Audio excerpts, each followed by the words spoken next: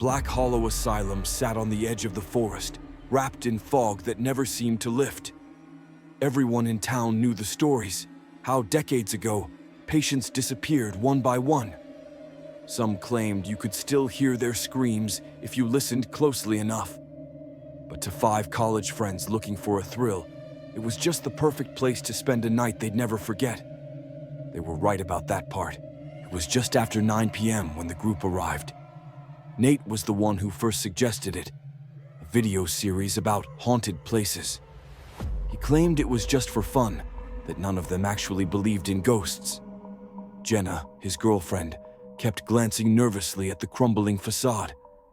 Eli, always the skeptic, laughed and kicked an empty can across the cracked sidewalk. Maria set up the camera, trying to act braver than she felt. And Jonah, the quietest of them all, never said a word as he stared at the front door. The door swung open with a long groan. Cold air drifted out, smelling of mold and something older. Something they couldn't name. They stepped into the lobby. The floor was littered with old patient charts and glass shards that sparkled in their flashlights. Graffiti covered the walls, symbols they didn't recognize, words half erased by time. Nate narrated into the camera, his voice bouncing off the peeling paint. Here we are, Black Hollow Asylum, closed since 1972. They say if you spend the night, you don't leave the same. Eli snorted, or you just don't leave. Everyone laughed, but Maria's laugh faded quickly. She thought she heard something, whispering just behind the reception desk. She shook it off, just the wind. They explored the first hallway, finding old treatment rooms, broken gurneys, rusted cabinets. Jenna paused, shining her light on a doorway marked Ward C, restricted access. The door was chained shut. Let's not go in there, she said quietly. The others moved on, but Jonah lingered, pressing his hand to the cold metal. Then he turned, and for a moment, Maria thought she saw something move in the darkness behind him, a shape just tall enough to touch the ceiling. She blinked, and it was gone. In the next hallway, they heard tapping, soft, rhythmic tapping, like someone knocking on the walls in code. It followed them, room to room, no matter where they went. By midnight, they'd set up their sleeping bags in what used to be the common room. The fireplace gaped black and empty. They lit a single lantern and tried to joke about how stupid this was. That was when they heard the footsteps above them.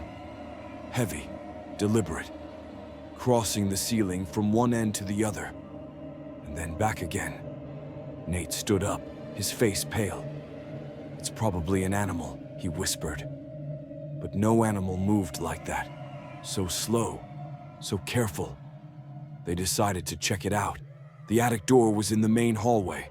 They climbed the narrow stairs, each step creaking under their weight. When they reached the top, Jenna's light caught something on the floor, tiny wet footprints. They led from the attic window to a pile of old blankets in the corner. The pile shifted. Maria screamed. Nate lunged forward and yanked the blankets away. Nothing there, nothing but dust. They stumbled back downstairs, too shaken to speak. Jonah was missing. Panic set in. They searched every hallway, every room. At last they found him. Standing in front of Ward C, the chain door. He was whispering to it, over and over. "Let me in." Nate grabbed his arm. Jonah turned slowly. His eyes were wide, but it was like he didn't see them at all.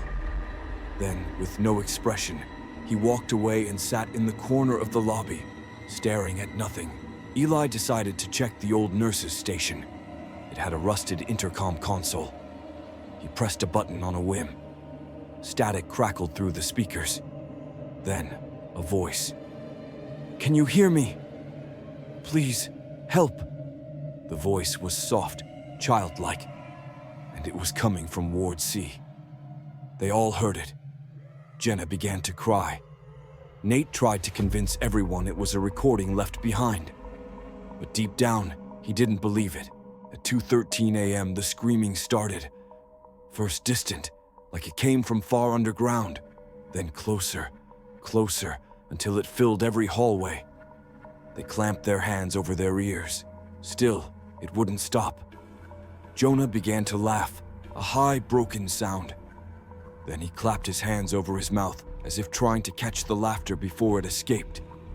Suddenly, the screaming cut off. Silence swallowed everything. In the silence, Maria thought she saw something moving at the edge of the lantern light. Children, dozens of them. Their faces pale, mouths open as if they were screaming without sound. She blinked. They were gone. Nate fell to his knees, clutching his head. I can't see. When he looked up, his eyes were bleeding. Jenna pointed behind them, her hand shaking. A figure stood in the doorway. Tall, wrapped in a stained white hospital gown. Its face was hidden by long, dark hair. It took a step forward. Eli threw the lantern. Glass shattered. Darkness rushed in. Someone grabbed Maria's hand in the dark, and she thought it was Jenna. But when she turned, no one was there. The darkness seemed alive, pushing at them, pressing close. They ran, stumbling over debris. Somehow they found the front door. When it swung open, dawn light flooded the asylum. And just like that, the cold, the screams, the shadows, gone. They stood outside, shaking, breathing ragged. Jonah never spoke again. Nate never saw out of his left eye. Jenna left town and never came back. Maria and Eli tried to pretend it was just hysteria.